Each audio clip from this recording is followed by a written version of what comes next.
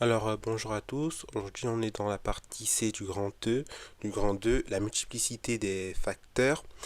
Alors, euh, Selon William Zartman, dans Rethinking the Economics of War, The Intersection of Need, Creed and Greed, il va présenter trois facteurs en fait de la conflictualité, qui seraient la pauvreté, need, la croyance, creed, et et l'avidité, greed. Nous, on va commencer par d'abord le premier élément, qui est donc la croyance greed.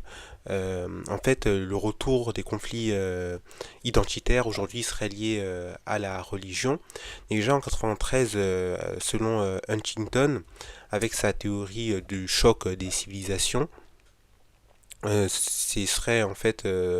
nouveaux conflits seraient en fait liés à la religion, et c'est pourquoi il va diviser le monde en en huit civilisations qui devraient rentrer en conflit, donc la civilisation occidentale, la civilisation slave orthodoxe, la civilisation islamique, hindoue, confucéenne, etc.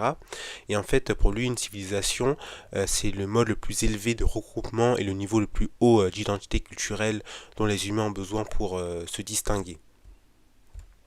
Et d'ailleurs, la théorie d'Huntington, elle n'est pas complètement fausse, parce que finalement, on remarque que dans les années 90, bah, il y a eu pas mal de conflits qui étaient liés finalement à la religion. Par exemple, pour la guerre de Yougoslavie entre 92 et 95, bah, ça opposait les Serbes à majorité musulmane face aux Croates chrétiens. Et par exemple, lors des nombreux conflits au Liberia, que ce soit entre 1989 et 1996, encore entre 1999 et 2003, c'est des conflits qui ont opposé des natifs et des créoles. Et lors du génocide de rwandais en 1994, et bah ça c'était vraiment l'archétype du conflit ethnique entre les Hutus et les Tutsis, et ça fait près de 800 000 morts. Et c'est pareil, même dans les années 2000, il y a eu de nombreux conflits ethniques, que ce soit en Côte d'Ivoire entre 2002 et 2011 entre les ethnies du Nord et du Sud. Il y a encore beaucoup d'autres exemples, mais en tout cas c'est assez palpant. Cependant, cette logique identitaire, elle explique pas tout, parce que ces motifs déjà identitaires, bah, finalement, ils sont pas nouveaux. Ils ont juste été masqués par l'opposition Est-Ouest pendant la guerre froide. Parfois, cette logique en fait identitaire, elle cache même une logique qui est juste politique. La logique religieuse est liée à la politisation de la religion. La religion va être instrumentalisée par des acteurs dans des conflits pour justifier leurs actions. On va essayer de décrédibiliser en fait l'adversaire. Et parfois même l'existence de différences d'identité n'est pas intrinsèquement belligène, donc liée à la guerre. Dans bien des cas, en fait, ces différences ethniques et religieuses sont pas l'élément déclencheur du conflit, mais vont renforcer le conflit lui-même. C'est le cas que ce soit en Afghanistan, au Darfour ou encore au Liberia. Le deuxième élément, c'est donc greed, donc l'avidité, donc dans la captation des ressources, parce qu'aujourd'hui on remarque beaucoup de guerres pour les ressources. Et en fait, c'est la principale motivation même des groupes armés, que ce soit dans le conflit pour le diamant en Sierra Leone, encore au Liberia, pour le coltan au Kivu, à l'est de la RDC, ou encore pour les terres fertiles du Darfour. Et on remarque que plus un État en fait est dépendant de l'exploitation de ressources, comme en Afrique ou au Moyen-Orient, et plus cet État va être confronté à de l'instabilité.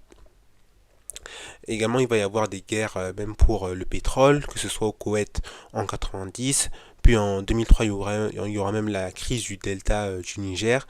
Ça va être des tensions dues au fait qu'au Niger, il y a d'importantes ressources pétrolières, et il y a certaines sociétés comme Shell qui vont essayer de faire partir la population autochtone pour exploiter ces ressources. Parfois les conflits, ils sont liés au réchauffement climatique qui va raréfier ces ressources. Par exemple, c'est le cas pour la guerre de l'eau dans des régions arides comme au Sahel ou au Moyen-Orient, ou encore la guerre pour des terres fertiles comme au Darfour. Mais cet deuxième élément qui est donc la guerre pour les ressources, il a nuancé parce que, euh, parce que finalement ça expliquerait que 40% des conflits et en fait ce serait juste un élément aggravant dans les guerres dont le déclenchement tient plutôt à d'autres facteurs. Euh, et l'autre élément donc ce serait plutôt le troisième élément, ce serait plutôt juste un facteur politique classique. Les États seraient juste en crise. En plus, beaucoup d'États aujourd'hui sont fragiles.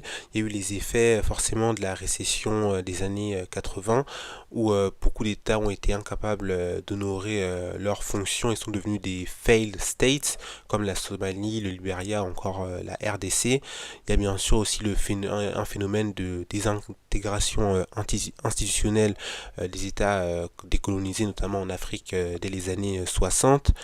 Et parfois même ces États ne sont même pas forcément fragiles, mais en tout cas il y a une mauvaise politique euh, de ces gouvernements qui sont souvent autoritaires, et qui vont réprimer par le sang, qui vont exclure économiquement une partie de la population, qui vont manquer d'inclusion sociale, ou qui vont capter l'essentiel des ressources. Et forcément ce genre de politique entraîne inévitablement la chute du pays. Et c'est pourquoi en 2017, selon l'Institut de recherche CIPRI, 45% des conflits sont liés à des luttes pour le pouvoir, comme en Afghanistan, en Côte d'Ivoire, en Syrie, en Libye ou encore au Yémen.